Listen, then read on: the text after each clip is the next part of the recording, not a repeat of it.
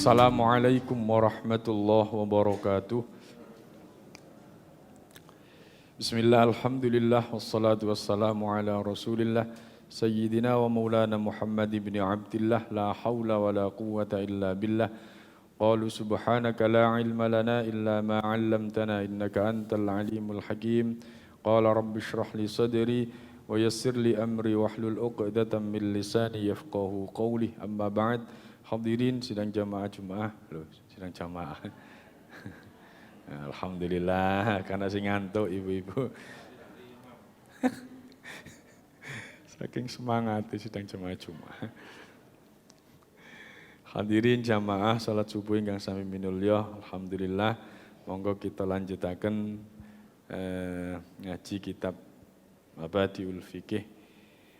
Saderengipun kita maos Fatihah ingkang kita hadiaken dumateng Kanjeng Nabi Muhammad sallallahu alaihi wasallam nomor kalih kangge musannif kitab ini Syekh Abdul Jabbar, nomor 3 kangge hajat kita sedaya mugi-mugi digampilaken urusan kita kalian Gusti Allah. Al-Fatihah. A'udzubillahi minasyaitonir rajim.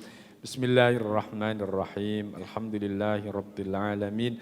Arrahmanir rahim. Maliki yaumiddin. Iyyaka na'budu wa iyyaka nasta'in. Ihdinas siratal mustaqim. Siratal ladzina an'amta 'alaihim ghairil maghdubi 'alaihim waladdallin. Amin. Halaman 23. Bismillahirrahmanirrahim. Al-haidu wan nufas. Al-haidu wan nifasu utawi iki ku nerangake haid lan nifas. Dimaul mar'ati utawi pira-pira getine wong wadon iku salah satun ana telu. Suwiji damul haidi. Damul haidi getih haid. Nomor kali damun nifasi lan darah nifas. Nomor 3 damul istihadati getih istihadah. Jadi darahnya perempuan ada 3, darah haid, darah nifas, dan darah istihadah. Darah nomor sekawan, enten mboten? Napa? Darah muda. Pak Edi tasih sakit ngomong darah muda. Darah muda. Damul haidi utawi getih haid. Waya utawi darah haid iku damun. Iku ad-damu getih. Alladzi yakhruju kang metu apa getih min rahmil mar'ati saking telanaan wong wadon. Ba'da tis'i sinina sakwuse mlebune napa niki? Umur 9 tahun. Ala sabilis sihhati ing atase dedalan kang sehat utawa waras wal adati lan pengadatan. Munggui adat. Jadi darah haid itu darah yang keluar dari rahimnya perempuan setelah usia 9 tahun. Jadi minimal orang yang haid itu usianya 9 tahun. 9 tahun ala sabilis sihhati yang dalam kondisi sehat kok metu darahi, berarti itu darah haid. Wal adati dan umumnya dan pada umumnya memang orang baru haid itu usia 9 tahun. Nih anak-anak saat ini niku nggih empun. Kadang-kadang biyen niku nek biyen yang riyen niku ya rada tuwa-tuwa ngoten ya, SMA ngoten kait haid. Tapi saat ini niku arek cilik-cilik niku lho. Si SD ngoten niku pun SD kelas pinten sekawan ngoten. Pun haid. Sekawan niku berarti umur pinten? 6 10 ya, 10. Lho kelas 4. Ya berarti lumrah nggih. Tapi tiang-tiang riyen niku tua-tua SMA ngoten. tasik nembe haid. Mungkin karena anak-anak sekarang ini gizinya bagus-bagus, jadi sehat-sehat. Zaman kula riyen kan mangan kerupuk ngoten dadi haid keri. Saniki kan mangane kan bergizi. Lah nek dereng usia 9 tahun. Bagaimana kalau belum usia 9 tahun? Ya, ada dua indikasi darah haid itu. Yang pertama dilihat dari jenis darahnya. Terus yang kedua dilihat dari aturan umur tadi itu. Umurnya 9 tahun, ya berarti sudah masuk. Tapi kalau sebelum usia 9 tahun, itu indikasinya bisa jadi bukan haid, tapi darah penyakit. Indikasi yang kedua adalah jenis darah. Darah haid itu lebih keruh, lebih pekat. Tapi kalau darah istihadhah atau darah penyakit itu warnanya lemah, mboten keruh, jadi roto bersih. Itu kalau kajian orang-orang. Damun nifasi utawi getih nifas. Wa ya utawi getih nifas iku addamu getih. Alladzi kang metu apa getih, alladzi yakhruju kang metu apa getih min rahmil mar'ati saking telanaane wong wadon akibal wiladati ing dalem ngiring-ngiringi babarake utawa mana. Jadi nifas itu darah yang keluar setelah melahirkan anak. Itu namanya darah nifas. Damul istihadati utawi gede istihadhah. Wa ya utawi darah istihadhah iku addamu getih. Alladzi yakhruju kang metu apa getih min rahmil mar'ati saking telanaane wong wadon. Bisa babi maradin sebab lara. Jadi darah yang dikeluarkan oleh perempuan itu ada 3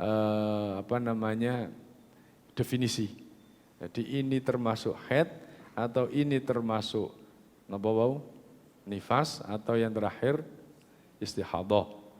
Jadi yang pertama darah haid keluar dari jalan orang yang sehat, yang pada umumnya perempuan mengeluarkan darah bulanan.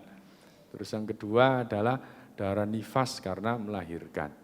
Nah, darah yang terakhir ini adalah bisa jadi mengiringi ketika nifas dan bisa jadi mengiringi ketika haid sebab melebihi batas waktu dari haid maupun nifas. Kalau melebihi batas waktu haid namanya istihadhah, melebihi batas waktunya nifas juga termasuk istihadhah. Nah, saat ini berapa waktu lumrahnya mengeluarkan haid? Zamanul haidi utawi iki iku zamani haid. Aqallu zamanil haidi utawi luwih sedidik mongsone haid iku yaumun walailatun sedina lan sewengi. Minimal paling sedikit mengeluarkan darah haid itu sehari semalam. Wa aktsaruhu utawi luwe akene haid iku khamsata asyara. 15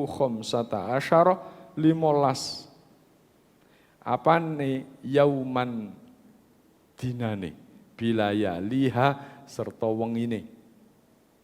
Wengine 15 dina. Jadi lebih banyaknya darah haid yang keluar itu adalah 15 hari, 15 malam. Lebih dari itu berarti termasuk istihadhah. Wa ma zada, wa ma utawi barang zada kang tambah apa ma fahuwa mongko iku utawi ma iku istihadhatun istihadhah. Kalau lebih dari 15 hari itu dinamakan istihadhah. Zamanul hamli utawi iki ku mongsone ngandut utawa hamil. aqallu zamanil hamli utawi luweh sithik-sithike zamane ngandhut utawa hamil iku sittatu asyhurin 6 wulan wa ghalibuhu utawa kaprahi ngandung iku tis'atu asyhurin 9 wulan 6 wulan niku minimal orang mengandung. Apa ada orang 6 bulan terus bisa melahirkan? Enten apa mboten? Oh enten Kalau kok mohal no 6 bulan.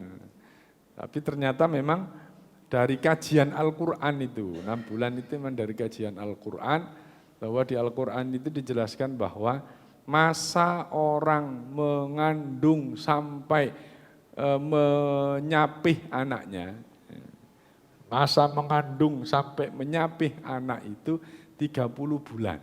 Nah, itu di Al-Qur'an dijelaskan begitu. Mengandung sampai menyapih itu 30 bulan. Masa menyusui anak itu berapa bulan? Pinten? 2 tahun itu berapa bulan? 24. Berarti masa ngandungnya 6 bulan. Nah, sehingga para ulama fikih itu menyimpulkan bahwa minimal orang bisa mengandung itu adalah 6 bulan. Itu kesimpulannya begitu. Adapun praktiknya, kalau mboten nanti semerap, jenengan nanti semerap, yang hamil melahirkan usia 6 bulan. Enten nggih? Nen? Prematur, ada ya? 6 bulan prematur. Anak kula prematur 8 bulan. 6 bulan itu pun enten berarti. 7 bulan ya. 7 bulan itu wis tuwa, tapi nek 8 bulan nom. 6 bulan nom maneh teman. Tapi nggih sampun niku pun lengkap mungkin posisi niki 6 bulan. Itu kajian Al-Qur'an sebenarnya yang dikatakan bahwa batas minimal orang mengandung itu 6 bulan. Ya, dasarnya Al-Qur'an tadi itu bahwa orang mengandung sampai menyapih anaknya itu 30 bulan. 30 bulan itu kalau di Al-Qur'an yang lain, bukan Al-Qur'an yang lain, ayat yang lain dijelaskan batas maksimal orang menyusui 24 bulan, berarti sisanya 6 bulan itu adalah waktu mengandung. Zamanun nifasi, utawi iki iku zamane, utawi iki iku mongsone nifas. Aqallu zamanin nifasi, utawi luwih sithik-sithike zaman nifas, utawi sethithike mongsone nifas, ikulah botun sediluk. Nah, ini bahasa dulu itu udah bahasa kiai kula. Lah botun sak kecrotan. Dari darah keluar tuh sak crot ngono wis mari ngono buyar. Jadi darah nifas itu minimal ketika anak lahir terus mari ngono ngotono darah sret, mari ngono wis suci maneh. Lah botun sak cerotan, sediluk ya. Wa ghalibu utawi kaprai mongsone nifas iku arbauna yauman. 40 dino bilaya liha serta wengine arbaun. Jadi 40 hari 40 malam itu pada umumnya. Wa aktsaruhu utawi ake nifas iku situna yauman suwida apa nih yauman dinane.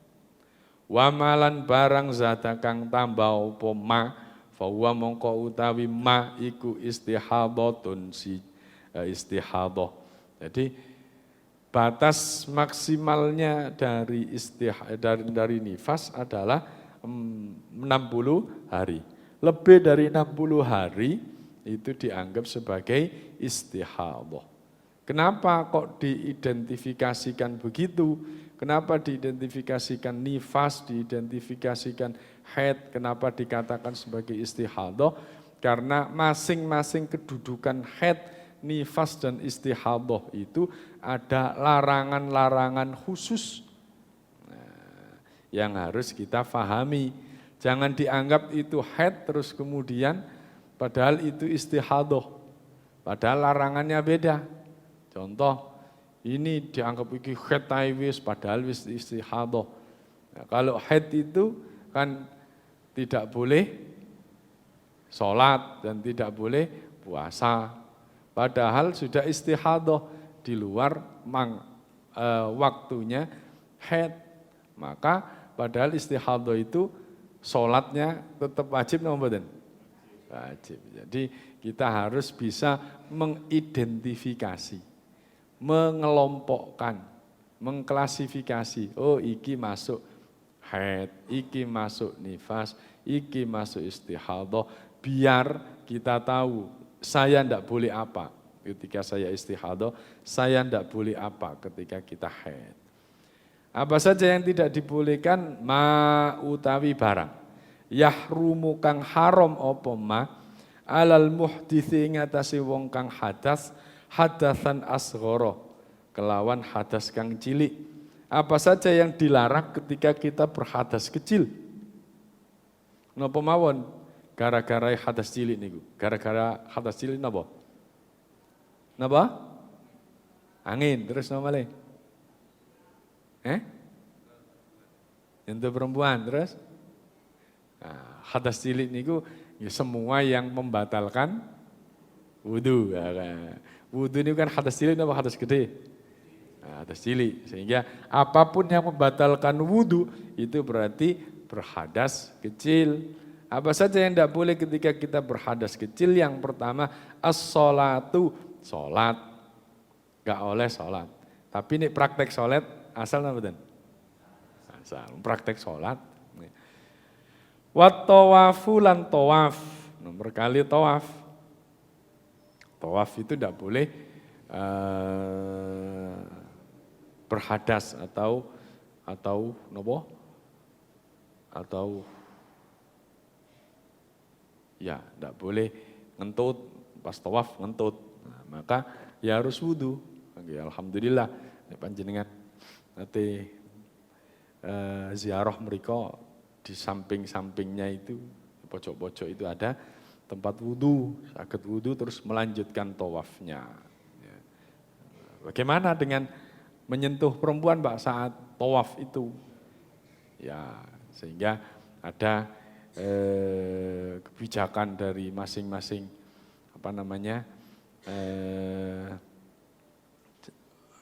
KBIH itu biasanya ketika tawaf kita menggunakan mazhabnya Imam Hanafi atau Hambali. Ya.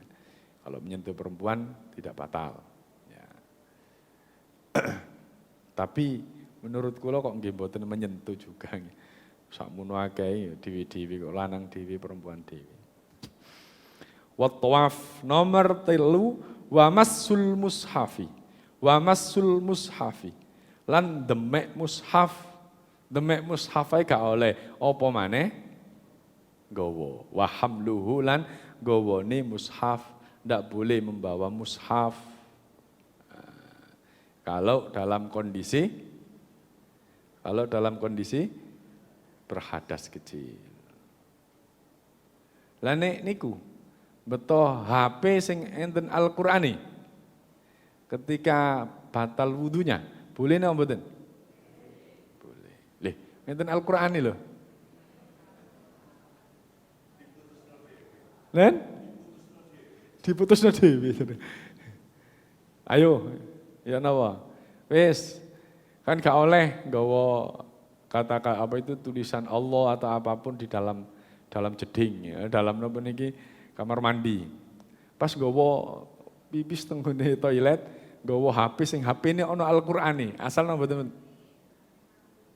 Ayo, asal napa mboten? Kok saged angsal? Al-Qur'annya kan tidak dibuka. Coba niki mau. Wa mashul mushafi. Nyentuh mushaf. Yang tidak boleh masuk ke toilet itu mushaf. Mushaf ini apa? Mushaf ini nggih tulisan ini.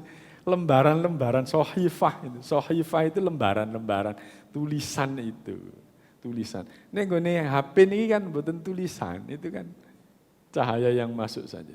Lah nek gak oleh nggawa HP sing ono napa niki? Al-Qur'ane, berarti wong hafal Al-Qur'an lah gak oleh nang jeding. Kan Al-Qur'ane nek nggone uteki ayo. Al-Qur'an mlebu nang nggone jeding kan ngono ya. Nah, napa malih Nabi Muhammad. Nabi Muhammad itu napa? Melaku, khuluquhul Qur'an, akhlaknya Al-Qur'an. Berarti Nabi Muhammad Al-Qur'an melaku, gak oleh nang jeding berarti.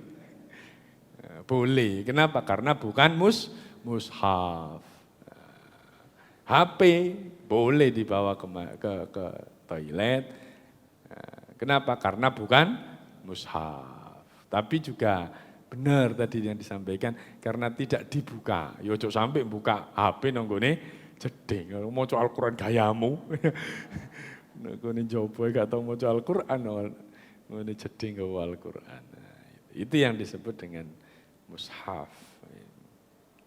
Nah, hadirin jamaah rahimakumullah. Ini apa namanya? Kita dari Syafi'iyah itu memaknai la yamassuhu illal mutahharun, tidak boleh menyentuh Al-Qur'an itu kecuali dalam kondisi suci. Ya. Itu sepakat ulama Syafi'iyah, ya Al-Qur'an yang ada di tempat kita itu mushaf, ya, itu mushaf. Ya. Ada yang mengatakan di apa namanya mazhab yang lain bahwa yang dimaksud bukan mushaf ini. Mushaf yang mana? Yang mushaf yang di Lauhil Mahfud. Ngenteni no Lauhil Mahfud ya. Kayak ini. Sehingga kita memaknai la yamassuhu illal mutahharun itu adalah ya Al-Qur'an kita ini. Jadi lebih baik kita bukan lebih baik, memang kalau mengikuti Syafi'iyah memang harus wajib mempunyai wudu kalau membaca Al-Qur'an dan membawa Al-Qur'an itu. Ma yahrumu 'alal junubi. Ma utawi barang yahrumu kang haram apa ma 'alal junubi ing atase wong kang junub. Wong junub niku napa?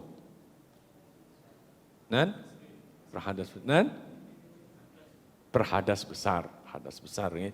Berhadas besar junub. Junub itu karena keluar mani. Ya. Nomor 1 as-sholah, sholat itu tidak boleh, haram hukumnya sholat ketika junub. Wa tawafu lan tawaf, wa massul mushafi, wa hamluhu dan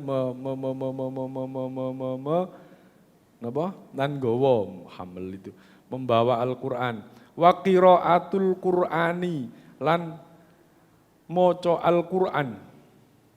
Wa muktsu fil masjidi lan meneng ing dalem masjid.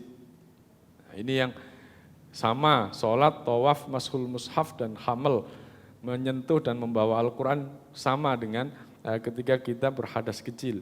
Berikutnya adalah tidak boleh membaca Al-Quran. Tidak boleh membaca Al-Quran. Wa muktsu fil masjidi dan meneng di dalam masjid. Ya. Ini tidak boleh.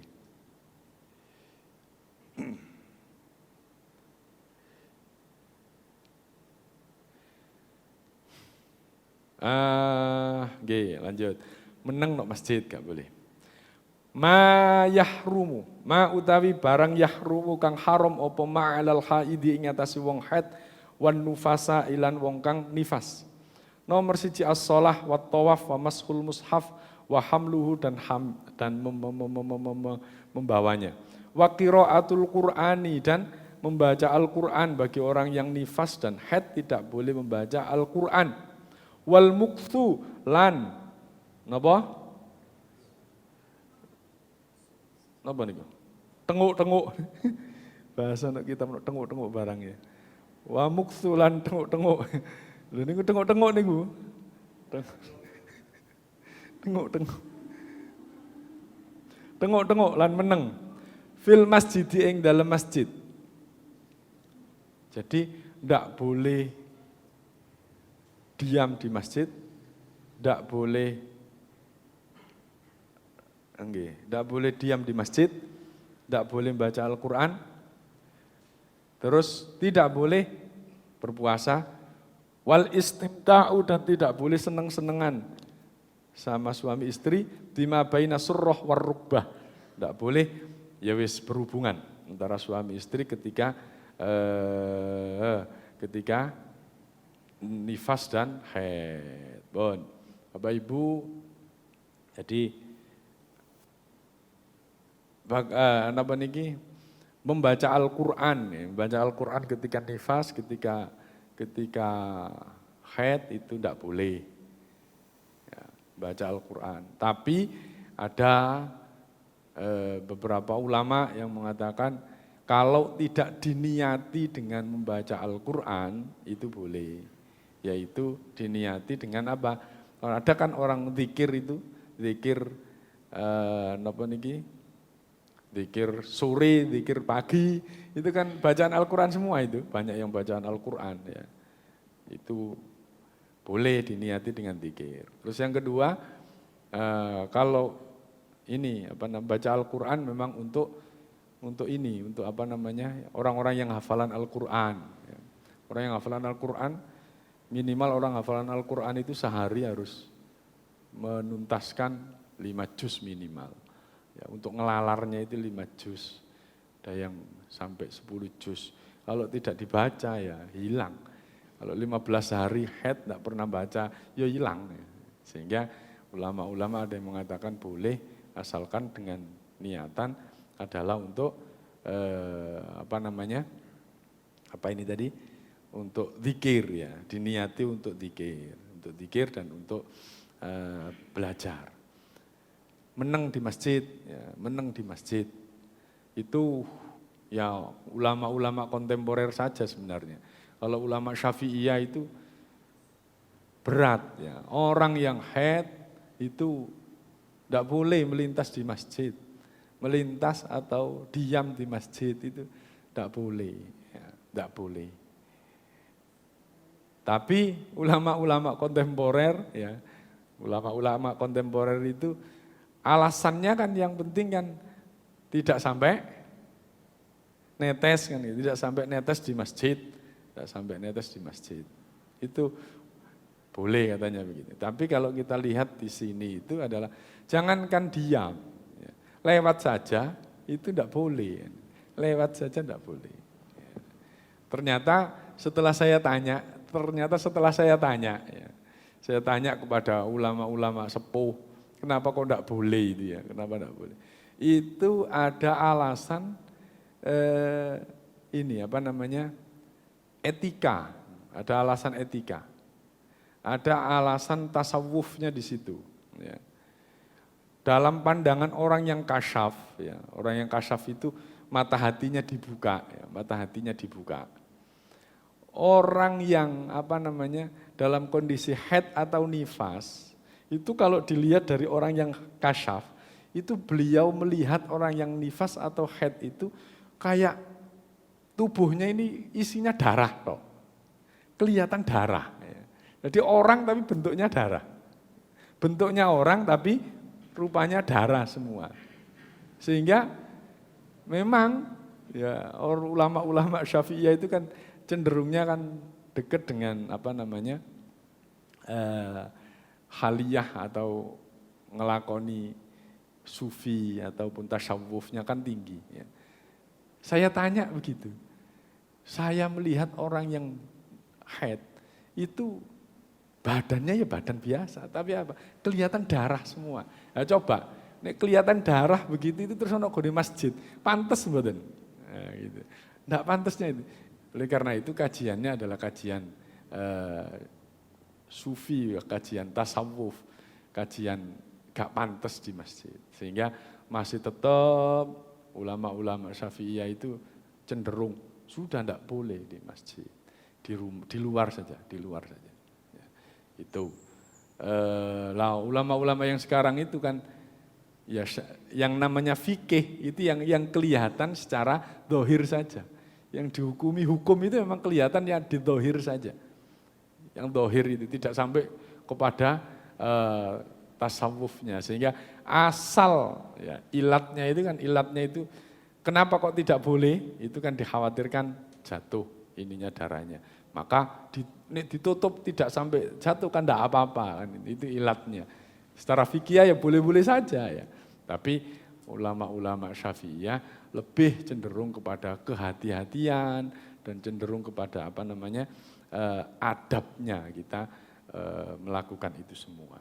Hadirin jamaah rahimakumullah, itu tentang haid dan nifas. Dulu Bu Haja sinten? Bu Haja Alfi dulu punya program untuk ibu-ibu itu kajian tentang Risalatul Risalatul Mahid itu. Monggo dilanjutakan ya. Kalau sekarang tanya jawab kali bapak-bapak gak enak ya. Jadi mohon kalau kinten lebih mendalamnya monggo ibu-ibu punya ini sendiri, punya kajian khusus untuk tentang haid dan nifas. Nek panjenengan nanti tanggal terus marung ngono ditutuno darah-darah ngono kan ya gak enak karo bapak-bapak ya.